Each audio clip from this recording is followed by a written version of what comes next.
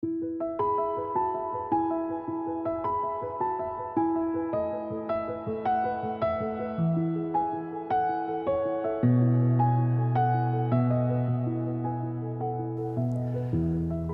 gente querida. Vamos pautar a nossa devocional de hoje no livro de Apocalipse, capítulo 18. Uma pergunta permanece implícita desde o capítulo 15. Até quando, Senhor? É uma pergunta pela expectativa de que em algum momento Deus fará justiça aos fiéis que, por adorarem e servirem ao Senhor Jesus, sofreram injustamente e perderam inclusive a própria vida. No capítulo 15, verso 4 diz: todas as nações virão à tua presença e te adorarão, pois os teus atos de justiça se tornaram manifestos. E este clamor pelo julgamento e a indagação a Deus até quando, encontra-se estabelecidos no contexto adequado, a saber, o culto de Deus, o culto a Deus. O agir de Deus suscita louvor e adoração. As pessoas tremem diante de seus poderosos feitos e adoram a Ele, reconhecendo suas maravilhosas obras, obras de justiça, obras de salvação. Em Apocalipse 15, verso 1 e seguintes, diz assim: vi no céu outro sinal grande e maravilhoso. 7 anjos seguravam as últimas 7 pragas que completariam a fúria de Deus. Vi diante de mim, diz João, algo semelhante a um mar de vidro misturado com fogo. Nele estavam em pé todos os que haviam vencido a besta, o mal, sua estátua e o número que representa seu nome.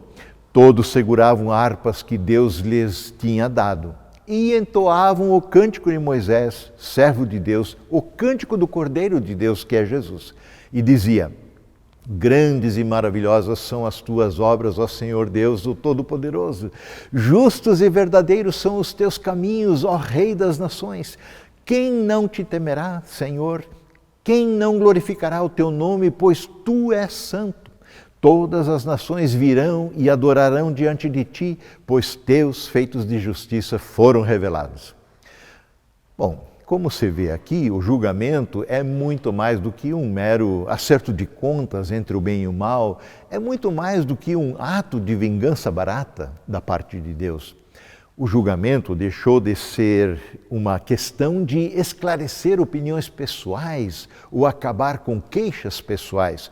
O julgamento de Deus, o ato da manifestação plena da justiça de Deus, ocorreu há muito tempo ao enviar o seu amado Filho ao mundo, que morreu a nossa morte para nos justificar.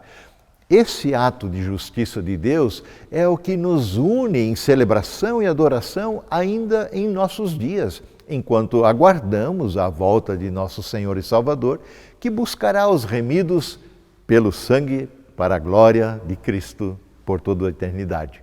O tema do julgamento se completa aqui em Apocalipse na apresentação da assim chamada a grande prostituta, capítulos 17 até o 18.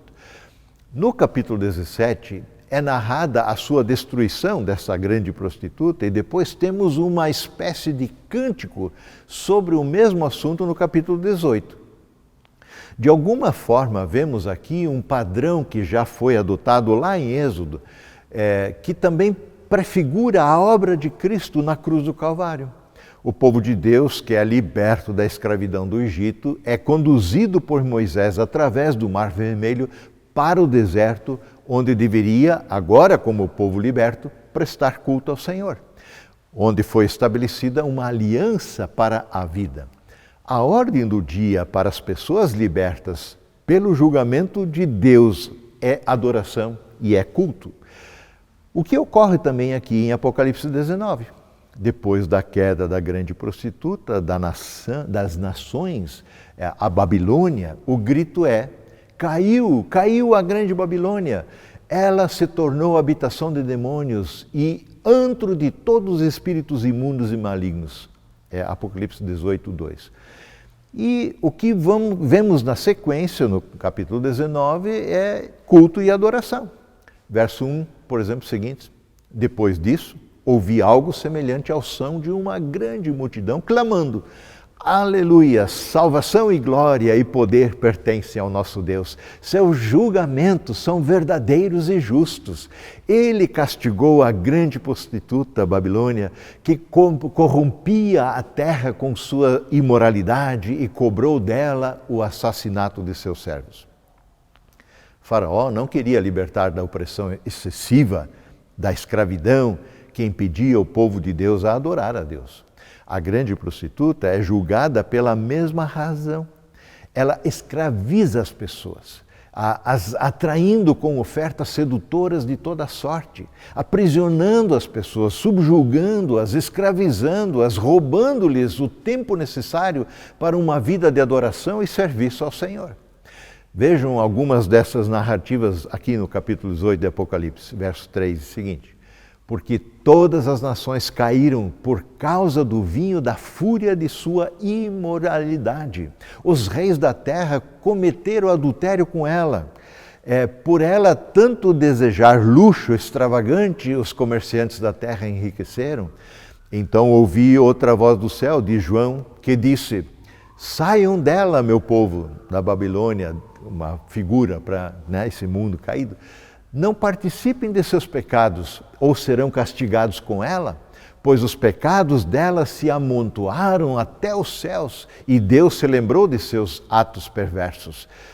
No verso 23, eu pulo alguns então, nunca mais brilhará em seu meio da grande Babilônia a luz da lâmpada, nunca mais se ouvirão em seu meio as vozes alegres de noivos e noivas, pois seus comerciantes eram os poderosos do mundo e suas feitiçarias enganavam nações.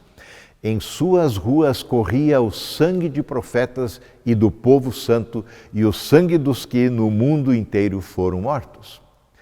Sim, somente pessoas verdadeiramente libertas pelo sangue de Cristo, libertas das garras do pecado da grande prostituta que nos atrai e seduz com toda sorte de mal, somente pessoas libertas dos atrativos desse mundo poderão voltar-se para o Senhor em verdadeiro culto de adoração com toda a sua vida. A adoração a Deus em Cristo é a prática mais importante e difícil do cristianismo. A grande prostituta, ainda que seja um termo com conotação sexual, mas ela é sim uma metáfora para a adoração errada, idólatra.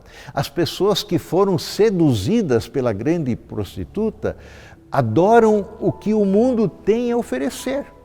Mas os que foram libertos por Cristo Jesus são chamados à verdadeira adoração ao Senhor em espírito e em verdade. Que assim seja. Amém.